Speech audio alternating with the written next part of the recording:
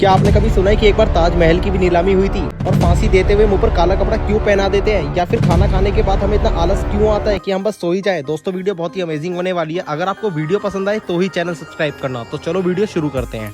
Number 10 दोस्तों, Cristiano Ronaldo जो आज एक दुनिया के सबसे बेस्ट फुटबॉलर हैं और कुछ लोग इन्हें CR7 के नाम से भी जानते हैं। क्या आप इनके पीछे की कहानी के बारे में जानते हैं? नहीं? तो आइए जानते हैं। दरअसल रोनाल्डो के फादर एक किसान थे और इनकी मां लोगों के घरों में काम किया करती थी। रोनाल्डो और उनके 4 भाई बहन एक साथ एक टीन वाली छत के नीचे रहते थे। रोनाल्डो ने बताया कि उनका बचपन काफी आम था और वो बहुत ज्यादा गरीब थे।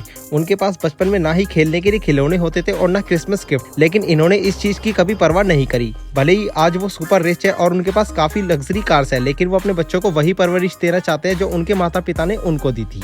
नंबर 9 दोस्तों, टाइटैनिक जहाज का एक ऐसा कालस जो आपने कभी नहीं सुना होगा। दरअसल टाइटैनिक जहाज में जो लाइफ बोट थी उसमें सिर्फ 1178 लोगों की ही जगह थी, और जबकि जहाज पर 2224 लोग थे। यानी कि अगर सभी लाइफ बोट्स को उनकी कैपेसिटी के साथ भर दिया जाता तो फिर भी कम से कम 1046 लोगों को बचाने के लिए जगह नहीं थी। और ये सिर्फ इसलिए था क्योंकि टाइटैनिक जहाज जिसने बनाया था उसको टाइटैनिक जहाज पर इतना ज्यादा घमंड था कि लोगों को इस जहाज पर कभी मुसीबत नहीं आएगी, इसलिए उसने टाइटैनिक जहाज पर लाइफ बोट्स हमेशा कम ही रखी। आपको इस बारे में क्या लगता है? कमेंट करके जरूर बताओ। नंबर 8 टाइटैनिक मूवी में आपने टाइटैनिक जहाज को डूबते हुए जरूर देखा होगा, लेकिन आप में से कितने लोगों को ये पता है कि टाइटैनिक जहाज को कब और कितने लोगों ने मिलकर बनाया था? आइए जानते हैं। टाइटैनिक जहाज को 31 मार्च 1909 को 3000 लोगों ने मिलकर बनाना शुरू किया था और 26 महीने में यानी कि 31 मई 1911 तक इसे बना दिया गया था। टाइटैनिक जहाज इतना बड़ा था कि इसमें कम से कम 3 फुटबॉल स्टेडियम आ सकते हैं। टाइटैनिक जहाज की बस एक झलक देखने के लिए 31 मई 1911 को कम से कम 1 लाख से ज्यादा लोग वहां पर आए थे। नंबर 7 दोस्तों, अगर आप ट्रेन में सफर कर रहे हैं और ट्रेन का ड्राइवर और उसका असिस्टेंट दोनों सो जाए तो ऐसे में क्या होगा? आइए जानते हैं। अगर ट्रेन का ड्राइवर और असिस्टेंट दोनों सो जाए तो आपको घबराने की जरूरत नहीं है, क्योंकि ऐसी सिचुएशन को हैंडल करने के लिए ट्रेन के इंजन में एक विजिलेंस कंट्रोल डिवाइस लगा होता है, और ये डिवाइस नोटिस करता है कि ट्रेन के ड्राइवर ने स्पीड कम ज्यादा की है या नहीं, या फिर ब्रेक या हॉर्न दबाया है या नहीं। ट्रेन के ड्राइवर को हर 1 मिनट में उस डिवाइस को सिग्नल देना पड़ता है। अगर डिवाइस को 1 मिनट के अंदर सिग्नल नहीं मिलता तो वो 1 किलोमीटर के अंदर ही ट्रेन की स्पीड को ऑटोमेटिक कम करने लग जाएगा और ट्रेन अपने आप ही रुक जाएगी। नंबर 6 हम सब रात में देखते हैं कि जानवरों की आंखें रात में बहुत ज्यादा शाइन करती हैं, लेकिन उनकी आंखों में ऐसा क्या होता है? आइए जानते हैं। जानवरों की आंखों के रेटिना के पीछे टेपिडम लूसिडम की एक रिफ्लेक्टिव लेयर होती है। ये लेयर इनकी आंखों को दोबारा से रिफ्लेक्ट करती है, जिनसे इनकी आंखें अंधेरे में बहुत ज्यादा शाइन करती हैं, और इसी वजह से इनको अंधेरे में भी साफ दिखाई देता है। नंबर 5 दोस्तों, क्या आपने कभी सोचा कि जब हम किसी लंबे सफर पर निकलते हैं तो हमारे फोन की बैटरी बिना यूज के भी अपने आप कम होने लगती है और जल्दी सारी बैटरी खत्म भी हो जाती है? लेकिन ऐसा क्यों होता है?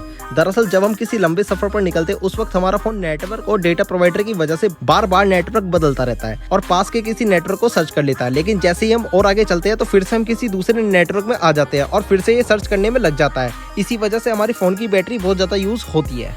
नंबर 4 आपने मूवीज में देखा होगा कि फांसी देते हुए मुंह पर काला कपड़ा पहना देते हैं, लेकिन क्या आप ये जानते हैं कि ऐसा क्यों किया जाता है? आइए जानते हैं। कुछ लोग बोलते हैं कि ये इसलिए किया जाता है ताकि मरते हुए हम उसका तड़पता हुआ चेहरा किसी को दिखाई ना दे, क्योंकि इस तरह के सीन हम कभी अपनी लाइफ में भुला नहीं पाएंगे। ये एक बहुत पुरानी परंपरा है जिसे काफी देश आज भी फॉलो करते हैं, और इसके अलावा इसका कोई साइंटिफिक या लॉजिकल एक्सप्लेनेशन कहीं पर भी नहीं है।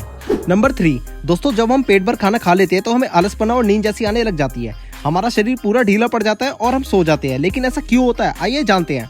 जब हम खाना खा लेते हैं तो हमारे शरीर में डाइजेशन प्रोसेस शुरू हो जाता है, और इस प्रोसेस में हमारी शरीर की एनर्जी भी यूज होती है, जिससे हमें आलस महसूस होने लगता है, और इसके साथ ही इंसुलिन हार्मोन भी रिलीज होता है, जिससे हमें नींद आने लगती है और हम घोड़े बेचकर सो जाते हैं।